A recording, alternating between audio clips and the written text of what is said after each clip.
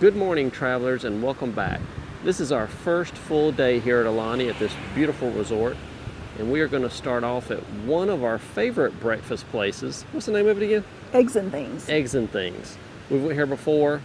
It's really good. It's actually right across the street, so we'll show you where it's at. So come on, let's go.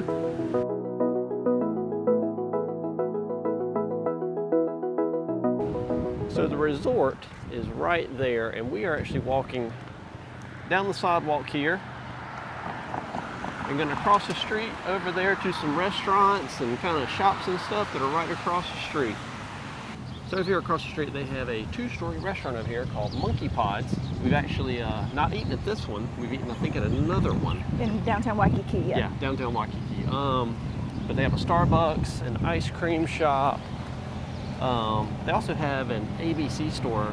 Is it ABC? No, it's not ABC. It is ABC because ABC means something completely different here than back where we're from. Yeah. Back where we're from is a liquor store, so it's not the same thing. This is like a general merchandise store. So they've got fresh foods that you can get, they've got supplies that you can get, they've got t-shirts, they've got a little bit of everything. Yeah, but we are heading right over there to Eggs and Things.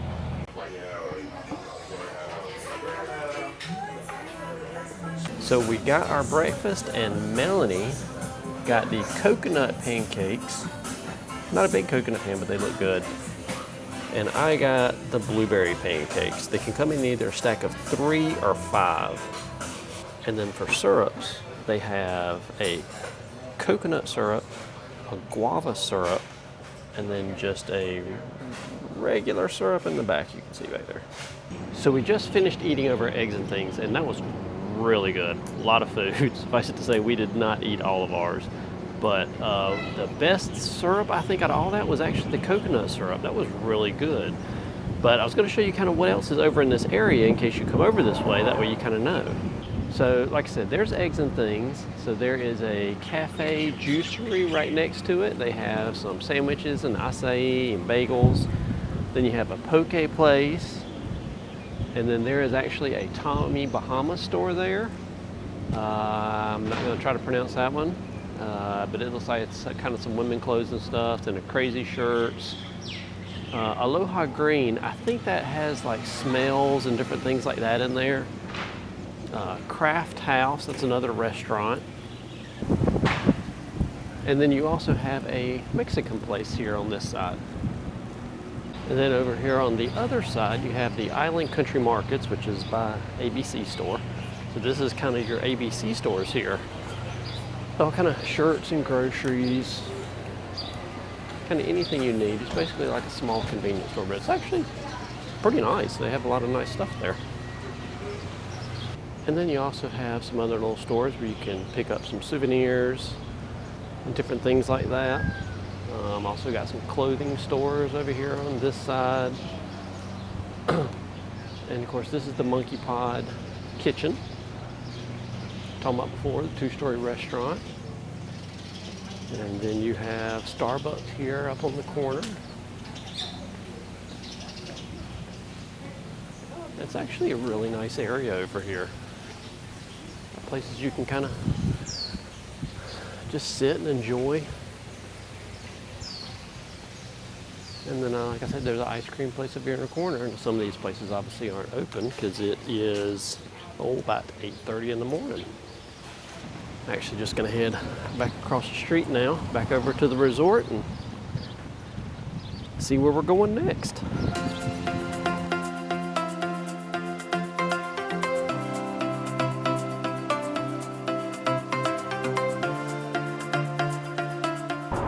So we just left Aulani, and our plan for today is to stick to the western side of the island, and our first stop is going to be Dole Plantation. So we are headed that way now.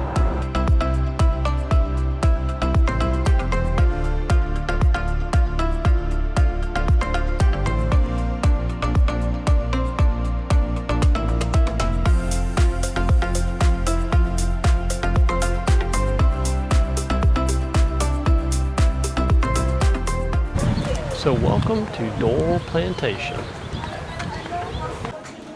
As you can see, it's all kind of shopping and everything you can do in here. So big gift shop in the first part of it. And the store just keeps going back. Got all kind of macadamia nuts that you can get. And this is a lot more, I think, kind of food and stuff back here. You can actually get Dole Whips back here. But then when you go outside, you actually get to see some of the pineapples actually being grown. And then when you come outside, there are all kind of seats to get sit down and eat your Dole Whip, or had some other foods in there too. They've actually got a train ride up there that does a lot of, I guess, behind the scenes tour. And I think it actually takes you down on some of the plantations that shows you around those. So this whole area back here kind of shows you basically just kind of a demonstration how pineapples are grown. But what we just found out is there are over 100 varieties of pineapples. So you can see right here, these are almost kind of a pink color. And I never would have thought pineapples were grown like this. I guess you never really think about it. And of course, here's some other ones. This is just very cool the way you see them grown. Just not really what I would have had pictured in my mind. And then they have a nice pond back here where you can actually feed koi. A lot of them in there. And as we were walking around here, we found that they actually have some coffee beans growing. I don't know if you can see them up there on the branches up there. They actually got some coffee beans. Welcome to Dole Plantation. Today I will be teaching you guys how to pick your own pineapple, how to grow one, and how to cut one. So starting off with how to pick one, there's 3 important things you guys should know. The first one is going to be the firmness of your pineapple. So you have to ensure that it's firm, no dark spots, and your fingers are not going through it. The next thing you're going to look for is the size of the eyes. So what we like to call the eyes are the little circles around the pineapple. Make sure that they're even throughout. The bigger the better. If the eyes are super small at the top, bigger at the bottom, it just means that the pineapple got picked up a little too early, and once it's been picked, it won't ripen after that, okay? Last thing is going to be the smell. So if it has a super strong, overwhelming sweet smell, it means that the pineapple is already fermented and it's no longer good. Fun fact, color of the pineapple does not determine its ripeness. Sometimes you'll see that half of it's going to be on the super dark green side, and then on the other side it's going to be more on the lighter yellow, lighter green. The lighter side just means it got more exposure to sunlight. The darker side is just going to indicate that it got more shade. Okay? So now how to grow one, what we're going to do is we're going to twist off what we like to call the crown, just like this. So we're not going to cut it off, we're just going to twist off. We're going to let this dry out for a couple of days. I want to say 3 the most, that way it doesn't completely dry out. We'll peel about 5 to 6 layers. You'll end up with something like this.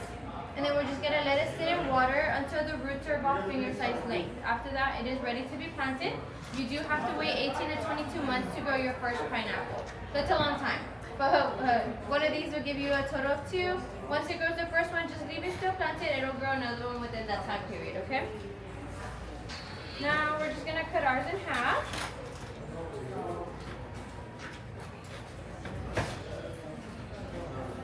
And then into quarters.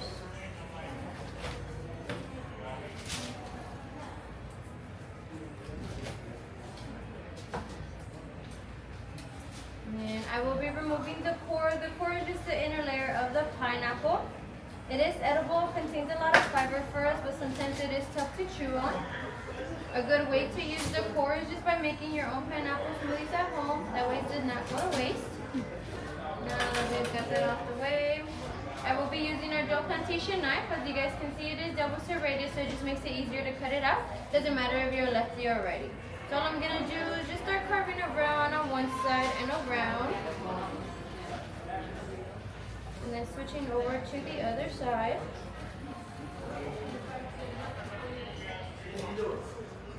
And then all you should be left with is just your pineapple. Yeah. And as we know, pineapple is super acidic, so we're just going to rinse it in fresh water. That way we get rid of all the acid. And if you start feeling, that tingly, scaly feeling in your mouth or tongue, just make sure you wash it one more time and then you should be good to go. Now that we washed and rinsed our pineapple, we're just going to cut it.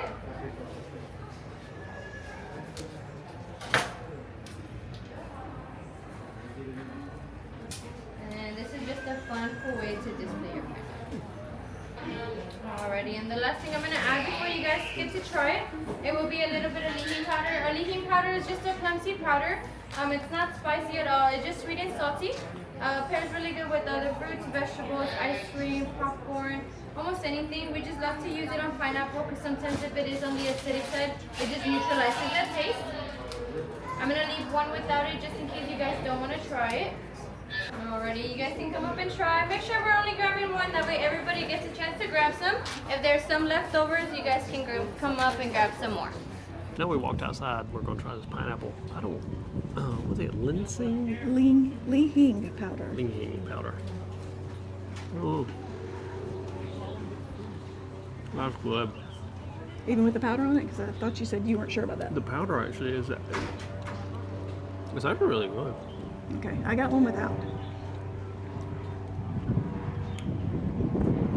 Nothing beats fresh pineapple. Oh my gosh, it's so different than when you go to the store. Yeah, that is really So good good. pineapple. So that was Dole Plantation. Like I said, that pineapple at the end, So good. really good. We were able to get a couple pieces. She's like, didn't want it to go to waste, and we were just Glad to help. standing there just eating pineapple. Glad to help her. Really good. But we did get some pineapple glazed cashews. We saw these in there. They actually gave out some samples. They were really, really good. So we picked up a little bag of those. But now we're just gonna head on to our next stop.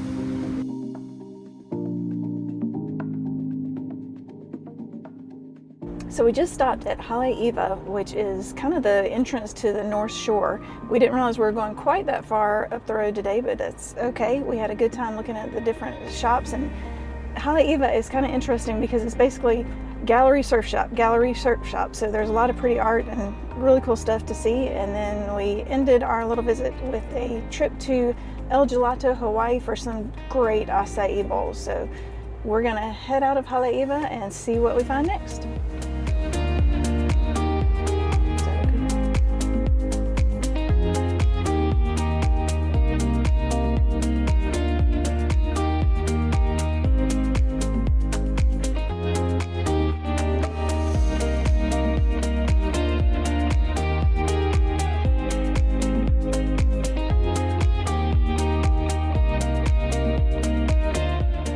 So we just made a quick stop at Sharks Cove, which is between Pupukea Beach Park and Rock Piles Beach.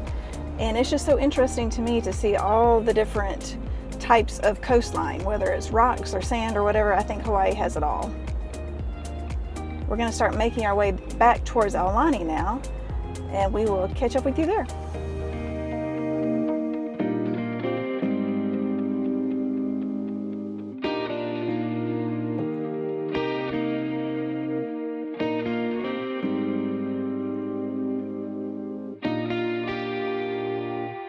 Well, we have made it back to the resort. We actually got back here and just kind of hung out a little bit. We walked to the shops across the street that we showed, or that I showed earlier, and kind of walked around in some of those, and then we just kind of hung out and sat around, and then now we actually cooked some pizza, actually here in our kitchen here, that we got at the store the other night. So trying to watch our cost a little bit. So And our waistline is probably better for us than a lot of things you can get here. yeah, because it does get expensive. It does. So we are going to wrap it up here, and we thank you for joining us, and we will see you next time. Goodbye. Bye.